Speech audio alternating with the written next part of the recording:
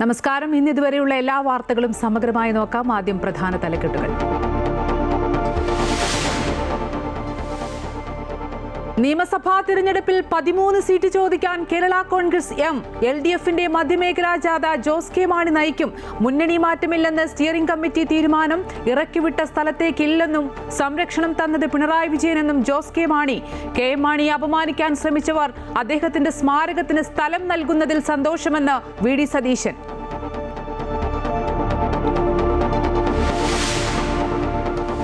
ശബരിമല സ്വർണ്ണപ്പാളി കേസിൽ ശാസ്ത്രീയ പരിശോധനാ റിപ്പോർട്ട് കോടതിയിൽ. പരിശോധിച്ചത് ദ്വാരപാലക ശില്പം, കട്ടിളപ്പാളി എന്നിവയടക്കം 15 സാമ്പിളുകൾ. കൊല്ലം വിജിലൻസ് കോടതിയിൽ സമർപ്പിച്ചത് VSSയിൽ നടത്തിയ പരിശോധനാ റിപ്പോർട്ട്. വാജീവാഹനം തന്ത്രി കണ്ഠരര് രാജീവർക്ക് കൈമാറിയത് ഉത്തരവ് ലംഘിച്ചെന്ന് രേഖകൾ. കീഴ്വഴക്കം അനുസരിച്ചെന്ന് അജയ് തറയിൽ. നെയ്ക്രമക്കേടിൽ ശബരിമലയിൽ പരിശോധന നടത്തി വിജിലൻസ്. സംസ്ഥാന സ്കൂൾ കലോത്സവത്തിൽ സ്വർണ്ണക്കപ്പിനായി ഇഞ്ചോടിഞ്ച് പോരാട്ടം. പോയിന്റ് പട്ടികയിൽ കണ്ണൂർ മുന്നിൽ. തൃശൂർ 2ാം സ്ഥാനത്തും കോഴിക്കോട് 3ാം സ്ഥാനത്തും.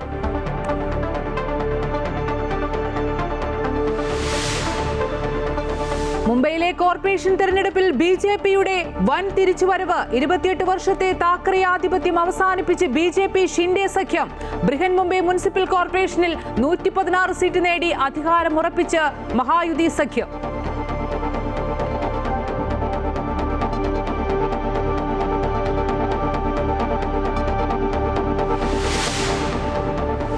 രാഹുൽ മാങ്കൂട്ടത്തിലിന്റെ ജാമ്യ ഹർജിയിൽ വിധി നാളെ. ജാമ്യത്തെ എതിർത്ത് പ്രോസിക്യൂഷൻ. എല്ലാം പരസ്പര സമ്മതത്തോടെയെന്ന് പ്രതിഭാഗം. രാഹുലിന്റെ സുഹൃത്ത് ഫെനി സാമൂഹിക മാധ്യമങ്ങളിലൂടെ വ്യക്തിഹത്യ ചെയ്തുവെന്ന് 3ാം ബലാത്സംഗ കേസിലെ പരാതിക്കാരി. നിഷേധിച്ച ഫെനി. പരാതിക്കാരിയെ അധിക്ഷേപിച്ച കേസിൽ കോൺഗ്രസ് പ്രവർത്തക രഞ്ജിത പുളിക്കൻ അറസ്റ്റിൽ.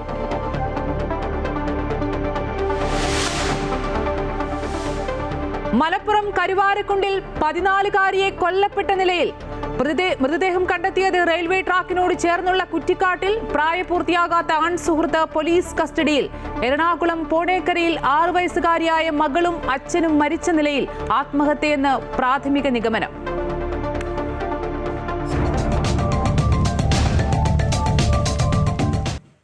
LDFിലെ മധ്യമേഖലാ ജാഥ ജോസ് കെ മാണി തന്നെ നയിക്കും.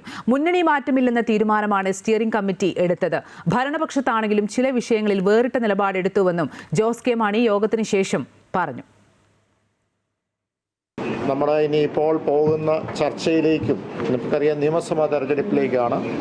ആ തെരഞ്ഞെടുപ്പിൽ സീറ്റുമായി ബന്ധപ്പെട്ട് അത് ചില ഒരു തരത്തിൽ പറഞ്ഞ സീറ്റ് ചർച്ചയിലേക്ക് പോകുമ്പോൾ നമുക്ക് കഴിഞ്ഞ പ്രാവശ്യം 13 സീറ്റാണ് ഉണ്ടായിരുന്നത്. അത് 12 സീറ്റായി ഇടതുപക്ഷത്തിൻ്റേതായിട്ട് അത് നമ്മുടെ ചർച്ചയിൽ വന്നു കഴിഞ്ഞു. ചർച്ചയിലല്ല, അവരുടെ ഒരു ആവശ്യം മുന്നോട്ട് CPM വെച്ചപ്പോൾ കുറ്റിയാടി വിട്ടുകൊടുക്കുകയുണ്ടായി. ഇപ്രാവശ്യം 13 സീറ്റ് മിനിമം എങ്കിലും അത് വേണം. അത് മാത്രമല്ല, അതിൻ്റെ അപ്പുറത്തേക്ക് എത്രമാത്രം കടക്കാൻ കഴിയും എന്നുള്ളതും ചർച്ച ചെയ്യണം എന്ന് പാർട്ടി തീരുമാനമെടുത്തിട്ടുണ്ട്. അതോ ആ തീരുമാനങ്ങളും അതുപോലെ തന്നെ നമ്മളെ സ്ഥാനാർത്ഥിയെ നിശ്ചയിക്കുന്നതും ഇതുമായി ബന്ധപ്പെട്ടുള്ള കാര്യങ്ങൾ പാർട്ടി ചെയർമാനെ അതിൻ്റെ ഉത്തരവാദിത്വം ഏൽപ്പിച്ചിരിക്കുകയാണ്.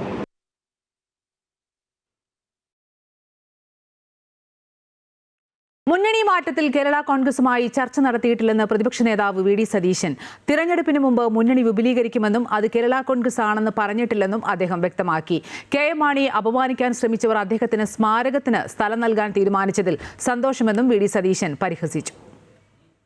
ഞങ്ങൾ ഒരിക്കലും അവരുമായിട്ട് ചർച്ച നടത്തിയെന്നോ അല്ലെങ്കിൽ അവർ UDFന്റെ മുന്നണിയിലേക്ക് വരാൻ പോകുന്നെന്നോ പറഞ്ഞു. ഇന്നും അന്നും ഞങ്ങൾ പറഞ്ഞ ഒരേ വാചകമാണ്. അവർ ഇടതു മുന്നണിയിൽ നിൽക്കുന്ന ഒരു കക്ഷിയാണ്. അവരുടെ വിശ്വാസ്യതയെ ബാധിക്കുന്ന ഒന്നും ഞങ്ങൾ പറഞ്ഞിട്ടില്ല, ഞങ്ങൾ സംസാരിച്ചിട്ടില്ല. ഇപ്പം എന്തായാലും KM മാണി സാറിന് ഒരു സ്മാരകം പണിയാൻ തിരുവനന്തപുരത്ത് സ്ഥലം അനുവദിച്ചതിനെ ഞാൻ സ്വാഗതം ചെയ്യുന്നു. ഗവൺമെന്റ് എടുത്ത നല്ല തീരുമാനമാണ്. പരിണതപ്രജ്ഞനായ രാഷ്ട്രീയ നേതാവാണ്. വരാനിരിക്കുന്ന തലമുറ KM മാണി സാർ ആരായിരുന്നു എന്ന് തിരിച്ചറിയണം. അദ്ദേഹത്തിന് ഒരു സ്മാരകം വേണം. അവിടെ നല്ല പഠനങ്ങൾ നടക്കണം. തീർച്ചയായിട്ടും ആ സ്ഥലം കിട്ടാൻ വേണ്ടിയിട്ട് ഞങ്ങൾ കൂടി ഒരു നിമിത്തമായതിൽ ഞങ്ങൾക്ക് വലിയ സന്തോഷമുണ്ട്. ഇല്ലെങ്കിൽ 10 കൊല്ലമായിട്ട് കൊടുക്കാത്ത സ്ഥലം ഇപ്പൊ കൊടുത്തതിൽ തീർച്ചയായിട്ടും അത് വളരെ സന്തോഷമുണ്ട്. അത് ഇവർ തന്നെ ചെയ്യണം. കാരണം അദ്ദേഹത്തെ എങ്ങനെയെല്ലാം അപമാനിക്കാൻ ശ്രമിച്ച ആളുകളാണ് ഇപ്പോൾ അധികാരത്തിലിരിക്കുന്നത്. നരകത്തീയിൽ വെന്തു മരിക്കണമെന്ന് മാണിസാർ ജീവിച്ചിരിക്കുമ്പോൾ പ്രസംഗിച്ച ആളുകളാണ് CPM നേതാക്കന്മാർ. ശബരിമലയിൽ വാജിവാഹനം തന്ത്രിക്ക് കൈമാറിയത് ഉത്തരവ് ലംഘിച്ചെന്ന് രേഖകൾ. ശബരിമലയിലെ മുഴുവൻ വസ്തുക്കളും ദേവസ്വം സ്വത്തുക്കളുമായി നിലനിർത്തണമെന്ന് 2012 ദേവസ്വം ബോർഡ് പുറത്തിറക്കിയ സുപ്രധാന ഉത്തരവിൽ പറയുന്നു. ഈ ഉത്തരവ് ലംഘിച്ചാണ് UDF ഭരണസമിതിയുടെ കാലത്ത് വാജിവാഹനം തന്ത്രിക്ക് കൈമാറിയത്. തെളിവുകൾ പുറത്തു വന്നതോടെ തന്ത്രി കൂടുതൽ കുരുക്കിലാകുകയാണ്. അറസ്റ്റിലായ ശബരിമല തന്ത്രിക്ക് പിന്തുണയുമായി തന്ത്രി സമാജം.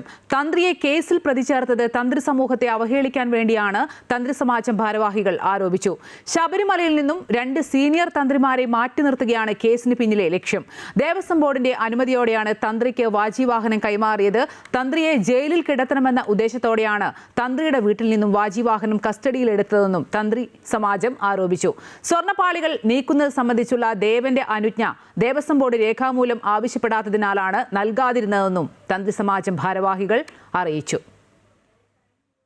ആലോചന അല്ലെങ്കിൽ മറ്റെന്തോ ഉണ്ടെന്ന് സംശയിക്കുന്നതിനൊരു കാരണം തന്ത്രി അത്രയും കാലം പറഞ്ഞിരുന്നു എൻ്റെ വീട്ടിലിരിക്കുന്നുണ്ട് എന്ന്. അന്നൊന്നും പിടിച്ചില്ല. അദ്ദേഹത്തിനെ ഏതോ ഒരു കാര്യത്തിൽ പിടിച്ച് അറസ്റ്റ് ചെയ്ത് റിമാൻഡ് ചെയ്തതിന് ശേഷം SITയുടെ സ്വന്തം അധികാരത്തിൻ്റെ പരിധിയിലാണെന്ന് എനിക്ക് തോന്നുന്നു റെയ്ഡ് നടത്തുകയാണ്. ഏതൊരു കുടുംബത്തിൽ കയറി റെയ്ഡ് ചെയ്താൽ കുറേ എന്തെങ്കിലുമൊക്കെ ഉണ്ടാവും. എന്നിട്ട് കൈ കിട്ടിയത് കൊണ്ടുപോകണം. ഹൈക്കോടതി നിർദ്ദേശിച്ചതായിട്ട് തോന്നണില്ല ഇതെടുത്തുകൊണ്ട് വരാൻ. പറയുന്നും തോന്നണില്ല. ആരും പറഞ്ഞിട്ടില്ല, പരാതിയില്ല. അപ്പോൾ എന്താണെന്ന് വെച്ചാൽ ഇതേവരെയുള്ള കേസുകളിൽ തന്ത്രിക്കെതിരെ യാതൊരു തെളിവും കിട്ടിയില്ല. പുതിയതൊരെണ്ണം ഉണ്ടാക്കണം എന്നുള്ള ആ ഒരു ഉദ്ദേശത്തോടു കൂടി ആർക്കൊക്കെയോ. ശബരിമലയിലെ കൊടിമരത്തിലെ വാജിവാഹനം തന്ത്രിക്ക് കൈമാറിയത് മഹസറിൽ രേഖപ്പെടുത്തിയിരുന്നുവെന്ന് മുൻ ദേവസ്വം ബോർഡ് അംഗം അജയ് തറയിൽ. തന്ത്ര സമുച്ചയത്തിൽ പറയുന്നത് ലോഹനിർമ്മിത വസ്തുക്കൾ തന്ത്രിക്ക് അവകാശപ്പെട്ടതാണെന്നാണ്.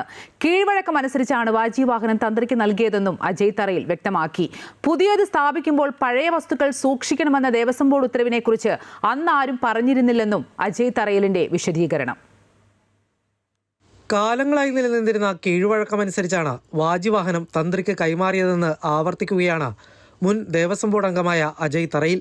പുതിയ കൊടിമരം സ്ഥാപിച്ചത് പഴയത് ജീർണാവസ്ഥയിലായതിനാലാണ്. പുതിയ കൊടിമരം നിർമ്മിക്കാനുള്ള തീരുമാനമെടുത്തത് അതിനു മുമ്പുണ്ടായ MB ഗോവിന്ദൻ നായരുടെ ഭരണസമിതിയാണ്. പ്രയാർ ഗോപാലകൃഷ്ണന്റെ നേതൃത്വത്തിൽ പുതിയ ബോർഡ് ചുമതലയേറ്റപ്പോൾ കൊടിമരത്തിൽ സ്വർണം പൂശുകയും സ്ഥാപിക്കുകയും ചെയ്തു. പഞ്ചലോഹ നിർമ്മിതമായ പഴയ വാജിവാഹനം തന്ത്രിക്ക് നൽകണമെന്ന നിർദ്ദേശമനുസരിച്ചാണ് നൽകിയതെന്നും അജയ് തറയിൽ പറഞ്ഞു. ലോകമാണെങ്കിൽ ആചാര്യനും മരമാണെങ്കിൽ ദഹിപ്പിച്ചു കളയണമെന്നും കല്ലാണെങ്കിൽ ജലാശയത്തിൽ ഒഴുക്കണമെന്നുമുള്ള തന്ത്ര സമുച്ചയത്തിൻ്റെ ആചാരപ്രകാരം കേരളത്തിലെ എല്ലാ ക്ഷേത്രങ്ങളിലും വർഷങ്ങളായി നടന്നു വരുന്ന ഒരു കസ്റ്റം, ആ കസ്റ്റത്തിൻ്റെ ഭാഗമായി അത് തന്ത്രിയെ ഞങ്ങൾ ഏൽപ്പിച്ചു. ആ തന്ത്രി ഏൽപ്പിച്ച സ്ക്രീൻഷോട്ട് അന്നത്തെ എല്ലാ TV-യിലും വന്നതാണ്, പത്രങ്ങളിൽ വന്നതാണ്. അത് കഴിഞ്ഞ് 2-3 മാസങ്ങൾക്ക് മുമ്പ് തന്ത്രി പറഞ്ഞു എൻ്റെ കയ്യിൽ സുരക്ഷിതമായി ഇരിക്കുന്നു, ഞാൻ ദേവസ്വം ബോർഡിൽ തരാൻ തയ്യാറാണ് എന്ന് പറഞ്ഞ് കത്ത് കൊടുത്തു. ഇത്രയും സുതാര്യമായൊരു കാര്യം പുതുതായി എന്തോ കണ്ടുപിടിച്ചു എന്ന മട്ടിൽ ഈ വാജിവാഹനത്തെക്കുറിച്ചുള്ള ചർച്ച നടത്തുന്നത് വേദനാജനകമാണ് എന്നാണ് എനിക്ക് ആദ്യം പറയുവാനുള്ളത്. കൊടിമരവുമായി ബന്ധപ്പെട്ട് 1 രൂപ പോലും പിരിച്ചിട്ടില്ല. മുഴുവൻ ചിലവും വഹിച്ചത് സ്പോൺസറായ ഫിനിക്സ് ഗ്രൂപ്പാണ്. അഡ്വക്കേറ്റ് കമ്മീഷനായിരുന്ന ASP കുറുപ്പിന്റെ മേൽനോട്ടത്തിലാണ് ഇത് നടന്നത്. എക്സിക്യൂട്ടീവ് ഓഫീസറുടെ അക്കൗണ്ടിലേക്ക് പല ആവശ്യങ്ങൾക്കുള്ള പണം വരും. അത് കൊടിമരത്തിന് വേണ്ടി പിരിച്ചതല്ലെന്നും അജയ് തറയിൽ പറഞ്ഞു. ASP കുറുപ്പ് എന്ന് പറയുന്ന കേരളത്തിലെ 10-15 ക്ഷേത്രങ്ങളിൽ സ്വർണ്ണക്കൊടിമരം വെച്ച മഹത് വ്യക്തിയാണ്. അദ്ദേഹത്തെ അഡ്വക്കേറ്റ് കമ്മീഷനായിട്ട് വെച്ചു. അദ്ദേഹത്തിന് പൂർണ്ണ ഞങ്ങളുടെ കയ്യിൽ ഒരു കണക്കിൻ്റെ ആവശ്യമില്ല. ദേവസ്വം ബോർഡിലെ പൈസ വന്നിട്ടില്ല, ദേവസ്വം ബോർഡുമായി ബന്ധമില്ല. ഇതെല്ലാം അഡ്വക്കേറ്റ് കമ്മീഷനാണ് അതിന് പൈസ വാങ്ങിയത്, സ്വർണം വാങ്ങിയത്, ചെലവാക്കിയത്. അതിൻ്റെയൊക്കെ കൃത്യമായ കണക്ക് അദ്ദേഹം കരുതിയിട്ടുണ്ട്. കൊടിമരം ഉണ്ടാക്കാനും അവിടെ സ്ഥാപിക്കാനും വേണ്ടിയുള്ള ഇനത്തിൽ ഒരാളുടെ നിന്നും ഡൊണേഷൻ വാങ്ങിയിട്ടില്ല. തിരുവിതാംകൂർ ദേവസ്വം ബോർഡ് ക്ഷേത്രങ്ങളിൽ പുതിയ വസ്തുക്കൾ സ്ഥാപിക്കുമ്പോൾ പഴയവ സൂക്ഷിക്കണമെന്ന 2012 ഉത്തരവ് ലംഘിച്ചാണ് വാജി വാഹനം തന്ത്രിക്ക് നൽകിയതെന്ന വാർത്തയോട് പ്രതികരിക്കുകയായിരുന്നു അജയ് തറയിൽ. 2012 ഉത്തരവിനെക്കുറിച്ച് ഉദ്യോഗസ്ഥരടക്കം ആരുമെന്ന് സൂചിപ്പിച്ചിരുന്നില്ലെന്നും അജയ് തറയിൽ വ്യക്തമാക്കി. അമൃത ന്യൂസ്, കൊച്ചി. മൂന്നാമത് ബലാത്സംഗ കേസിൽ രാഹുൽ മാങ്കൂട്ടത്തിൽ MLAയുടെ ജാമ്യ ഹർജിയിൽ വിധി നാളെ. അടച്ചിട്ട കോടതിയിൽ 1.5 മണിക്കൂറോളം ഇരുവിഭാഗത്തിന്റെയും വാദം കേട്ട ശേഷമാണ് വിധി പറയാനായി കേസ് നാളത്തേക്ക് മാറ്റിയത്. പ്രതി MLA ആണെന്നും ആവശ്യപ്പെടുന്ന സമയത്ത് കോടതിയിൽ ഹാജരാകുന്ന ആളാണെന്നും ജാമ്യം നൽകണമെന്നും പ്രതിഭാഗം കോടതിയിൽ വാദിച്ചു. എന്നാൽ പ്രതിക്ക് ജാമ്യം നൽകിയാൽ സാക്ഷികളെ സ്വാധീനിക്കാനും വാദിയെ ഭീഷണിപ്പെടുത്താനും സാധ്യതയുണ്ടെന്നും വാദിച്ച പ്രോസിക്യൂഷൻ ജാമ്യ ഹർജിയെ എതിർത്തു. രാഹുൽ നിലവിൽ മാവേലിക്കര സ്പെഷ്യൽ ജയിലിൽ റിമാൻഡിലാണ്.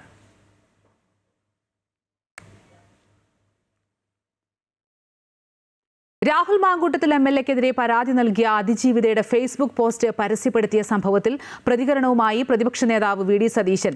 സ്ത്രീകളെ അപമാനിക്കുന്നവർക്ക് താക്കീത് നൽകുമെന്നും ഇത് വീണ്ടും ആവർത്തിച്ചാൽ അവർ പാർട്ടിയിലുണ്ടാകില്ലെന്നും VD സതീശൻ മുന്നറിയിപ്പ് നൽകി.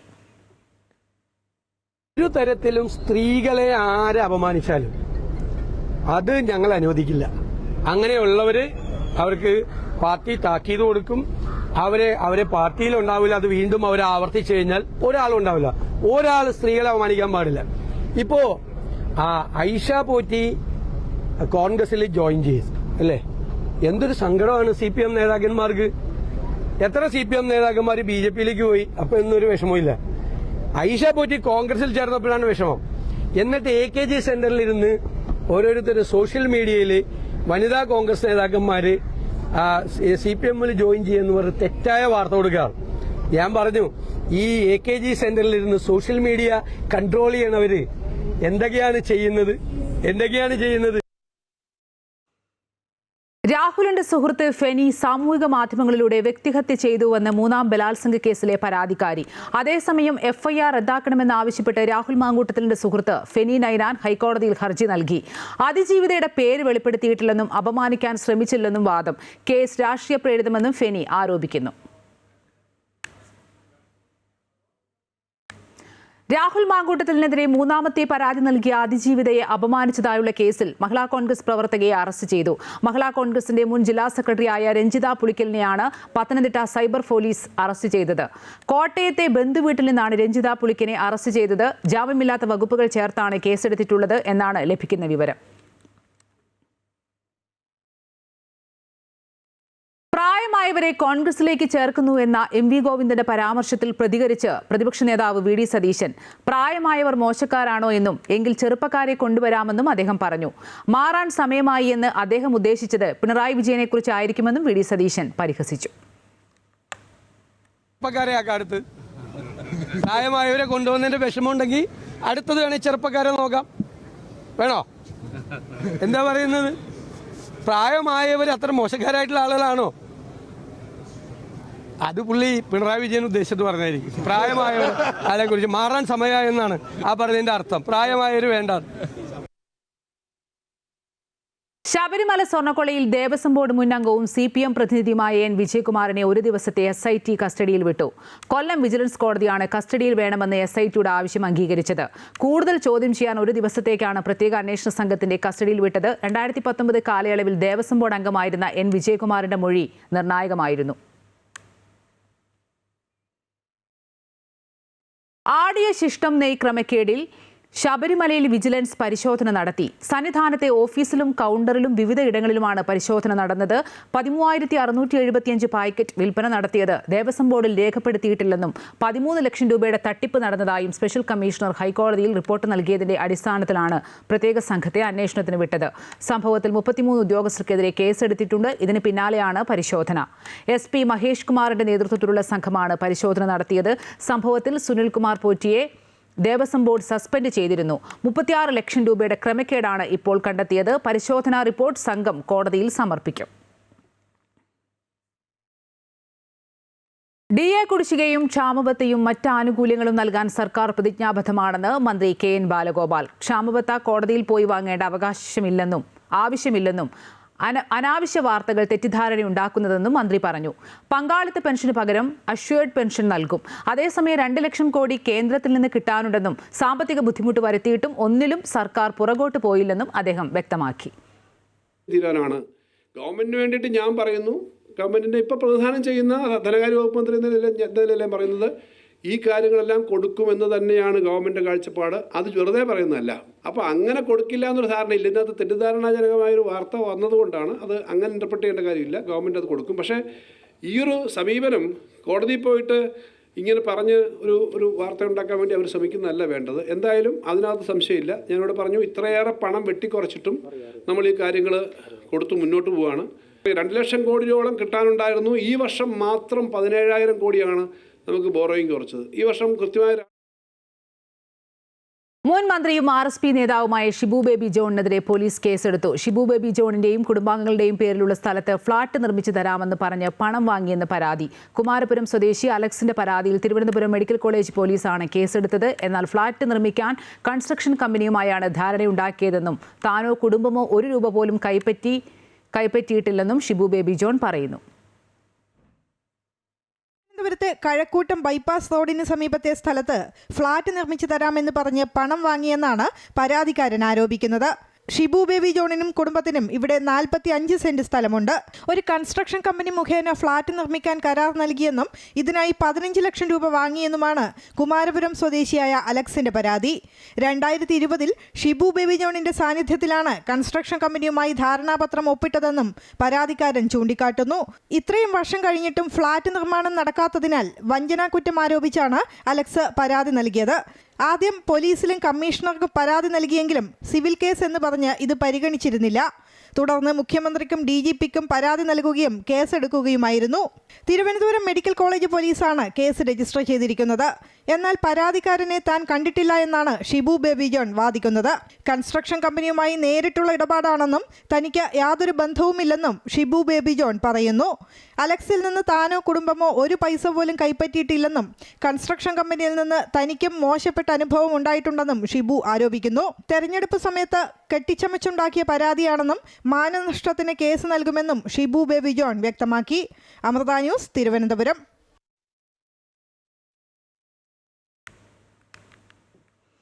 മലപ്പുറം കരുവാരക്കുണ്ടിൽ കാണാതായ 14-കാരിയുടെ മൃതദേഹം റെയിൽവേ ട്രാക്കിന് സമീപം കണ്ടെത്തി. സംഭവത്തിൽ 16-കാരനായ ആൺസുഹൃത്ത് പോലീസ് കസ്റ്റഡിയിലായി. ഇന്നലെ സ്കൂളിലേക്ക് പോയ വിദ്യാർത്ഥിനിയെ കാണാതാവുകയായിരുന്നു. പോലീസ് അന്വേഷണം ഊർജിതമാക്കി.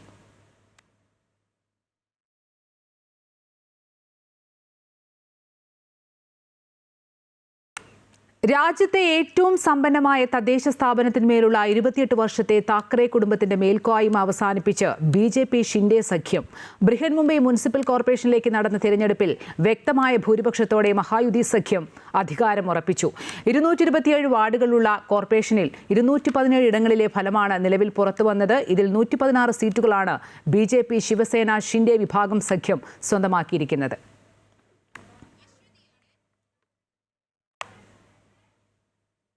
Powered by Vismaya Amusement Park, Parashinikadavu, Kannur, in association with Swarnamukhi Golden Diamonds, Suryaprabhayude Swarnamukham, Kairali Agriculture Multi-State Cooperative Society Limited, Frico Pain Spray, Herbal Pain Reliever, a product of Vaidyaratnam, Aushadhi, a Government of Kerala undertaking.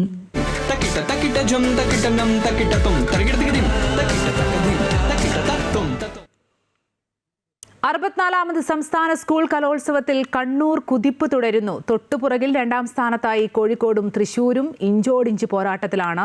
Oppana, നാടൻപാട്ട്, നാടോടി നൃത്തം തുടങ്ങിയ മത്സരങ്ങളൊക്കെ പല വേദികളിലും പുരോഗമിക്കുകയാണ്. കലോത്സവ നഗരിയിൽ നിന്നും AT അശ്വതി ചേരുന്നുണ്ട്. അശ്വതി, 3ാം ദിനമാണ്. പറഞ്ഞ പോലെ തന്നെ വേദികളെല്ലാം തന്നെ സജീവമാണ്. അത്രത്തോളം ആവേശത്തിലാണ്. എന്തൊക്കെ പറഞ്ഞാലും ഈ സ്വർണ്ണക്കപ്പിനായുള്ള ഇഞ്ചോടിഞ്ച് പോരാട്ടമായിരിക്കും ഇനി അങ്ങോട്ടുള്ള മണിക്കൂറുകളിലും അതുപോലെ തന്നെ ദിവസങ്ങളിലും ഒക്കെ. എങ്ങനെയാണ് പോയിന്റ് നില?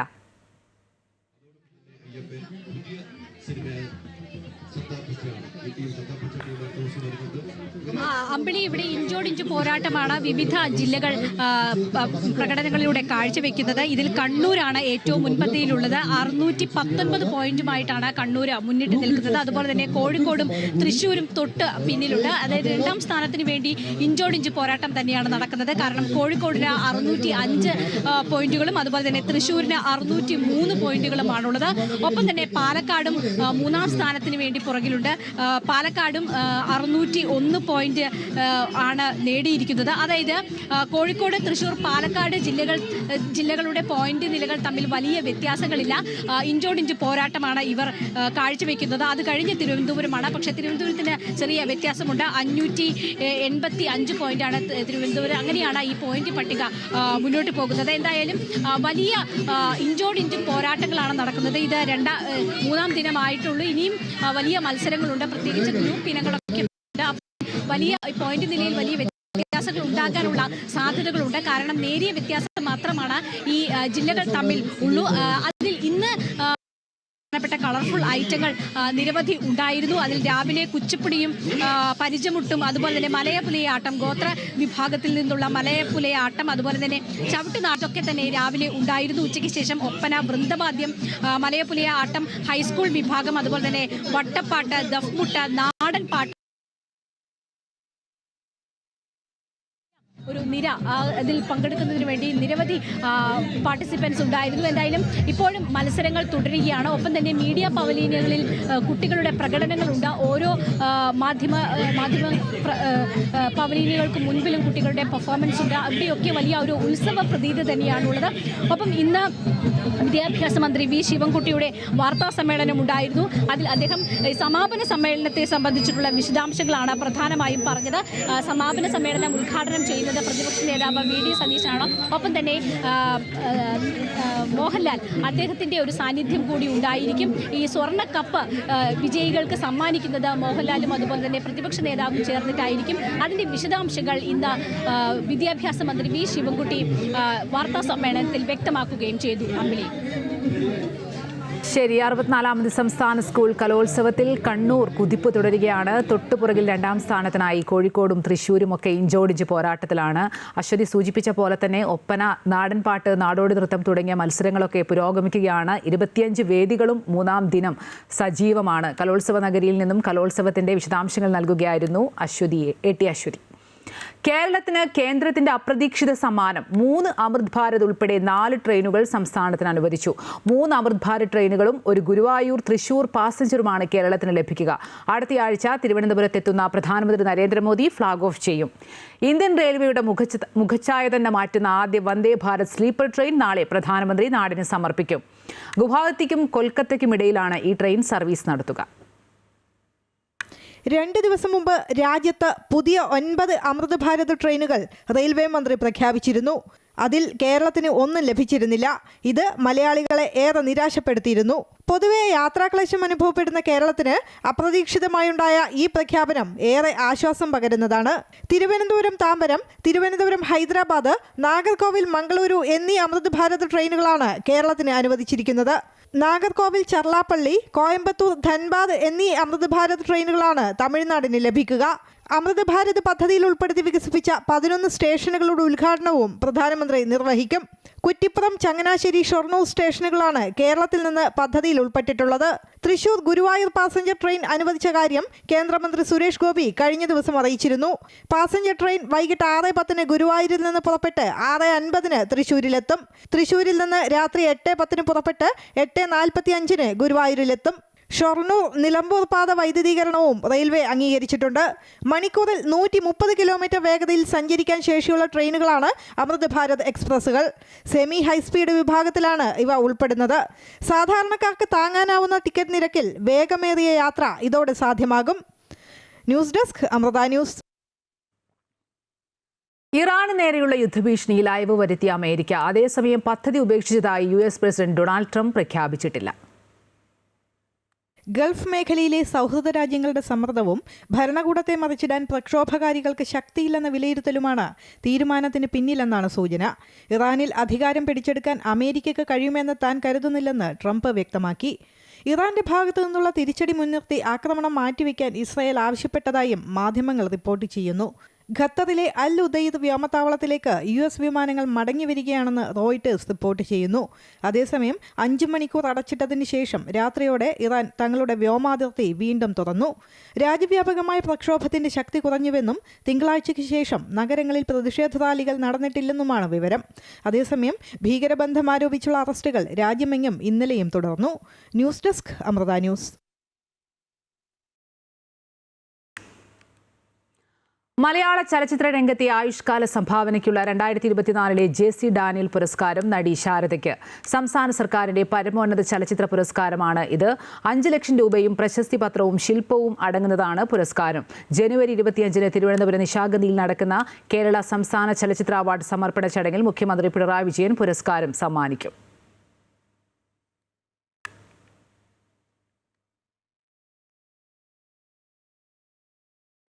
സംസ്ഥാന സർക്കാരിന്റെ വർക്ക് ഫ്രം ഹോം പദ്ധതി ചെറുപ്പക്കാർക്ക് വിപ്ലവകരമായ മാറ്റമാകുമെന്ന് മന്ത്രി KN ബാലഗോപാൽ. പദ്ധതിയിലൂടെ ധാരാളം തൊഴിൽ ലഭിക്കും. സംസ്ഥാനത്തെ ആദ്യ സെന്റർ ജനുവരി 19-ന് കൊട്ടാരക്കരയിൽ മുഖ്യമന്ത്രി പിണറായി വിജയൻ ഉദ്ഘാടനം ചെയ്യുമെന്നും മന്ത്രി അറിയിച്ചു. നേരത്തെയുള്ള ബഡ്ജറ്റിൽ പ്രഖ്യാപിച്ചിരുന്നു വർക്ക് നിയർ ഹോം എന്ന് പറയുന്ന ഒരു സംവിധാനം നമ്മൾ ആലോചിക്കുന്നു. കൊട്ടാരക്കരയിലാണ് ആദ്യത്തെ വർക്ക് നിയർ ഹോം വരുന്നത്.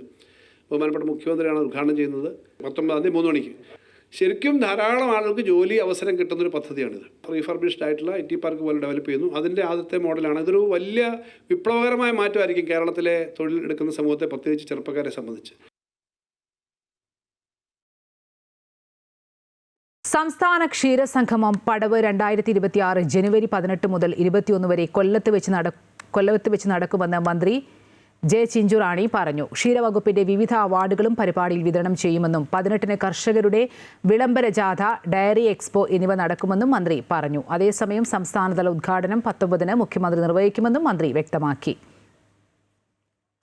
വിവിധങ്ങളായിട്ടുള്ള കർഷകരുടെ സെമിനാറുകൾ, മുഖാമുഖം പരിപാടികൾ, കുട്ടി കർഷകരുടെ പരിപാടികൾ, മാധ്യമ സെമിനാറുകൾ, അങ്ങനെ വ്യത്യസ്തങ്ങളായിട്ടുള്ള സംരംഭങ്ങളും അതുപോലെ സെമിനാറുകളും ഉൾപ്പെടെ സംഘടിപ്പിച്ചുകൊണ്ടാണ് ഞങ്ങൾ ഈ സംസ്ഥാന ക്ഷീര സംഗമം പടവ് 2026 വിജയിപ്പിക്കുവാനുള്ള എല്ലാവിധ കാര്യങ്ങളും ഇപ്പോൾ അവിടെ കൊല്ലത്ത് നമ്മുടെ ഉദ്യോഗസ്ഥരുടെ നേതൃത്വത്തിലും ജനപ്രതിനിധികളുടെ നേതൃത്വത്തിലും അവിടെ നടന്നുകൊണ്ടിരിക്കുകയാണ്.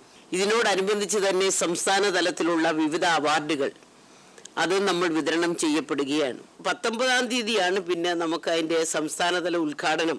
കേരളത്തിൻ്റെ തന്നെ മുഖ്യമന്ത്രി ശ്രീ പിണറായി വിജയൻ ഒരു 12 മണിക്കാണ് അതിൻ്റെ സംസ്ഥാനതല ഉദ്ഘാടനം. ആഭ്യന്തരമായി ഉൽപ്പാദിപ്പിക്കുന്ന പാൽ കർഷകർ കൃത്യതയോടെ മിൽമയ്ക്ക് നൽകുന്നില്ലെന്ന് മന്ത്രി J. ചിഞ്ചുറാണി പറഞ്ഞു.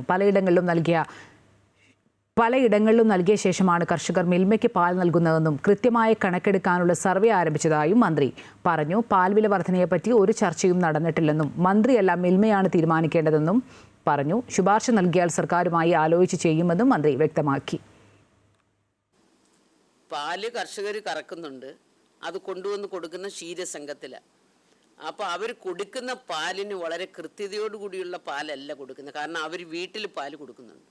2 ക്ഷീരസംഘത്തിൽ ഈ പാല് കൊണ്ടുവന്നാൽ ക്ഷീരസംഘക്കാരും പാല് വിതരണം ചെയ്യുകയാണ്. അതിനുശേഷം വരുന്ന പാല് മാത്രമേ നമുക്ക് മിൽമയിലെത്തുന്നുള്ളൂ. ആ പാലിൻ്റെ കണക്കാണ് നമ്മളിപ്പോൾ ഈ പറയുന്നത്. ഞങ്ങൾ സ്വയം പര്യാപ്തി എന്ന് പറയുന്നത്. പക്ഷെ അതുകൊണ്ട് തന്നെ ഇത്തവണ ഞങ്ങളൊരു വലിയ സർവേ കേരളത്തിൽ ഇപ്പോൾ നടന്നുകൊണ്ടിരിക്കുക. പാൽ വില വർദ്ധിപ്പിക്കാനുള്ള അധികാരവും അവകാശവും മിൽമയ്ക്കുണ്ട്. അതെ, സർക്കാരുമായിട്ട് ആലോചിച്ച് നമ്മൾ കൊടുക്കും.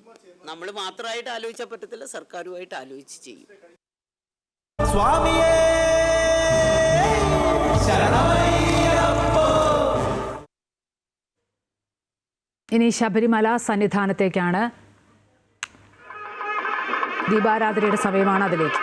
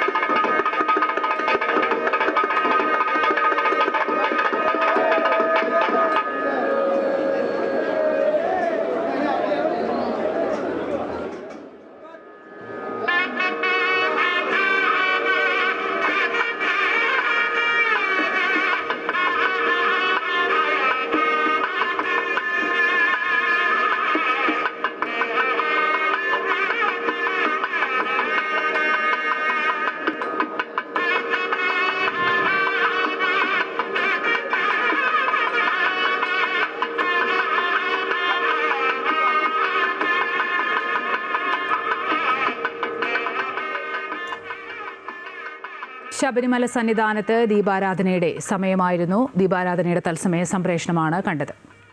തക്കിട്ട തക്കിട്ട ജം തക്കിട്ട നം തക്കിട്ട തും തരകിടതികിടിം തക്കിട്ട തക്കദിം തക്കിട്ട തത്തും തത്തും. ഹയർ സെക്കൻഡറി വിഭാഗം വീണ കച്ചേരിയിൽ വിസ്മയം തീർത്ത് ദേവന. കഴിഞ്ഞ 3 വർഷമായി ഗുരുവായൂർ ചെമ്പൈ സംഗീതോത്സവം, കൊല്ലൂർ മൂകാംബിക നവരാത്രി സംഗീതോത്സവം, മൃദംഗ ശൈലേശ്വരി ക്ഷേത്രം എന്നിവിടങ്ങളിൽ വീണ കച്ചേരി നടത്തിവരികയാണ്.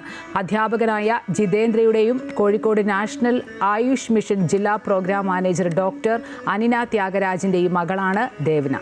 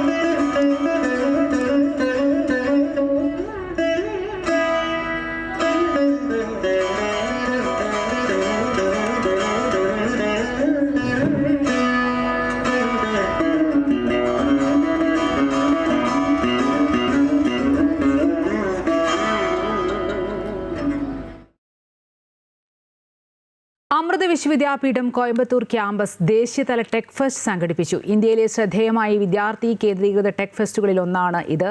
അനോഖ ടെസ്റ്റിന്റെ 13ാം പതിപ്പിനാണ് ക്യാമ്പസ് വേദിയായത്.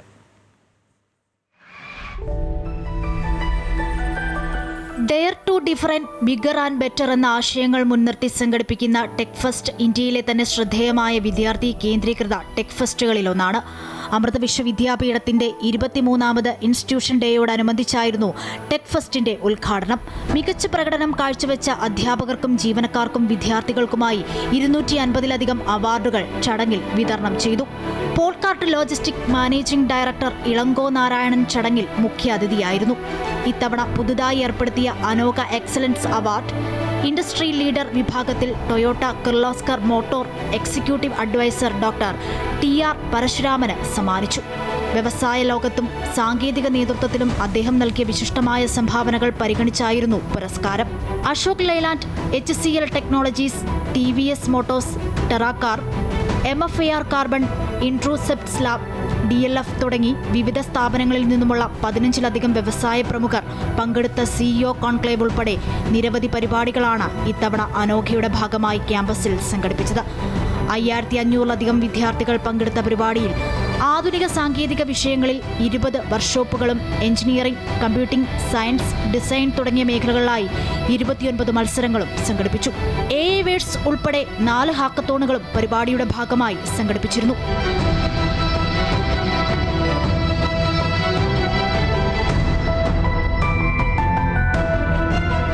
സമാപനത്തോടനുബന്ധിച്ച് നടന്ന അനോഖ ഈവന്റ് ഡയറ്റ് പരിപാടിയിൽ വിദ്യാർത്ഥി ക്ലബ്ബുകളുടെ കലാപരിപാടികളും പ്രശസ്ത പിന്നണി ഗായകൻ നരേഷ് അയ്യർ നയിച്ച സംഗീത നിശയും അരങ്ങേറി.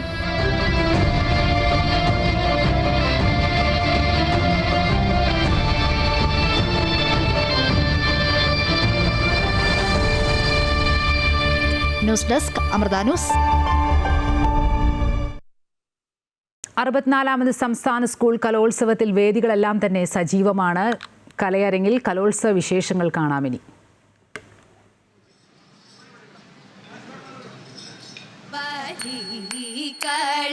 ചാലവേ ജലം കൊണ്ടു നീളവേ നനച്ചിടാം, ചാലവേ ജലം കൊണ്ടു നീളവേ നനച്ചിടാം, ആളുകളെ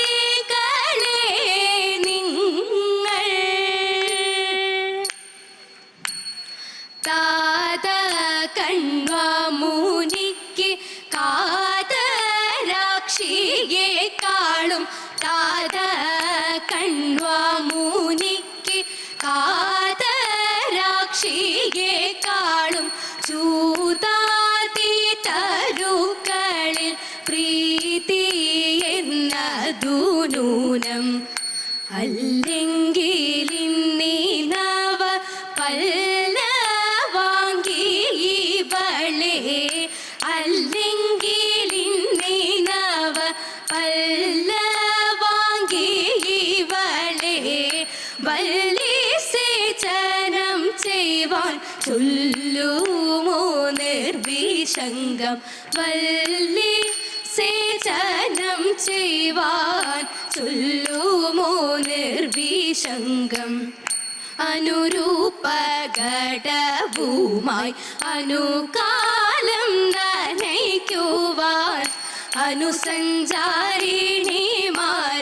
ജനകാജ്ഞ മാത്രമല്ല അതിമാത്രം തരുക്കളിൽ അനുജാത സൗഹൃദത്താൽ അതിമാത്രം തരുക്കളിൽ അനുജാത സൗഹൃദത്താൽ അനുദിനമിതു ഞാനും അനുദിനമിതു ഞാനും അനുദിനമിതു ഞാനും ഞാനും അനുഷ്ഠിച്ചിടുന്നു അനുദിനമിതു ഞാനും ഞാനും അനുഷ്ഠിച്ചിടുന്നു ആളുകളെ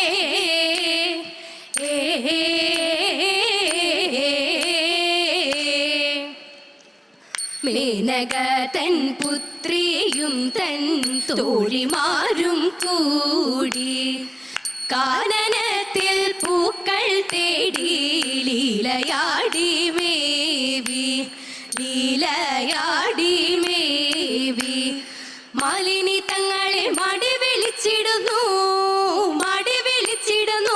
നമ്മെ മടി വിളിച്ചിടുന്നു ചോലയിലെത്തി ദഹമകത്തി പൂക്കളിരുത്തിടേണ്ടേ പെണ്ണെ മാല കൊരുത്തിടേണ്ടേ പിച്ചിപ്പൂ തെച്ചിപ്പൂ ചേമന്തി കൈനാറി വട്ടി നിറച്ചിടേണ്ടേ പെണ്ണെ വട്ടി നിറച്ചിടേണ്ടേ ഇരുത്തെടുത്തവ ഇട കലർത്തി കൊരുത്തു വച്ചിടേണ്ടേ മാലകൾ കൊരുത്തു വച്ചിടേണ്ടേ തെരുത്തു കെട്ടിയ മുടിയിഴകളിൽ പല നിറത്തിൽ പലതരത്തിൽ പല നിറത്തിൽ മുടിയിഴകളിൽ പല നിറത്തിൽ പലതരത്തിൽ അലങ്കരിക്കേണ്ടേ പെണ്ണെ അലങ്കരിക്കേണ്ടേ പെണ്ണെ അലങ്കരിക്കേണ്ടേ പെണ്ണെ അലങ്കരിക്കേണ്ടേ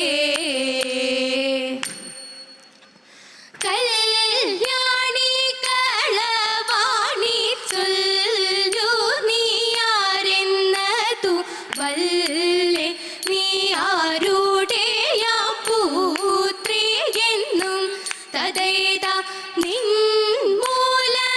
മൂലമെനിക്കുള്ളിൽ മന്മഥ വിവശനായി മേന്മേ വന്നുദിക്കുന്നു നേർമലാങ്കി തതേതാ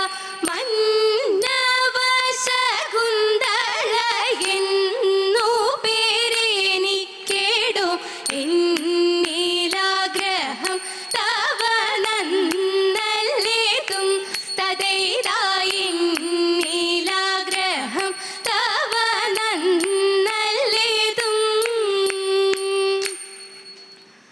സുന്ദരിയായ ശകുന്തളയെ സുന്ദര ഭൂപതി കണ്ടു നിൽക്കേ സുന്ദരിയായ ശകുന്തളയെ സുന്ദര ഭൂപതി കണ്ടു നിൽക്കേ മന്ദത പൂണ്ടു തോന്തതിന്തക മന്ദത പൂണ്ടു അവനുള്ളിൽ ഉന്മാദം പൂണ്ടു പരിച്ചോടു മോഹം കൈക്കൊണ്ടു മടിയാതെ സുന്ദരി തന്നുടെ അന്തിക്ക് ചെന്നുടൻ മന്ദം മനോഗത മോദി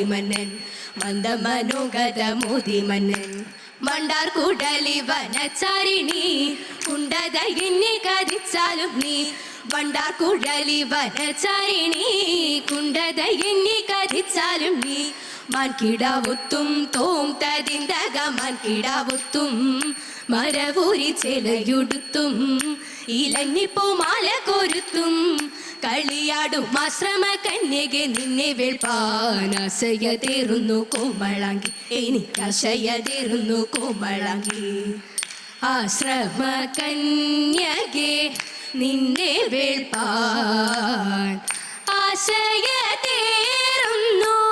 കോമളാങ്കി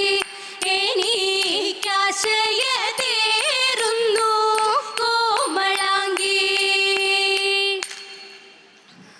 അസുരവന്ദിനി അവാച്യമോഹിനി ത്രിപുരസുന്ദരി ത്രിലോകനായകി അസുരവന്ദിനി അവാച്യമോഹിനി ത്രിപുരസുന്ദരി ത്രിലോകനായകി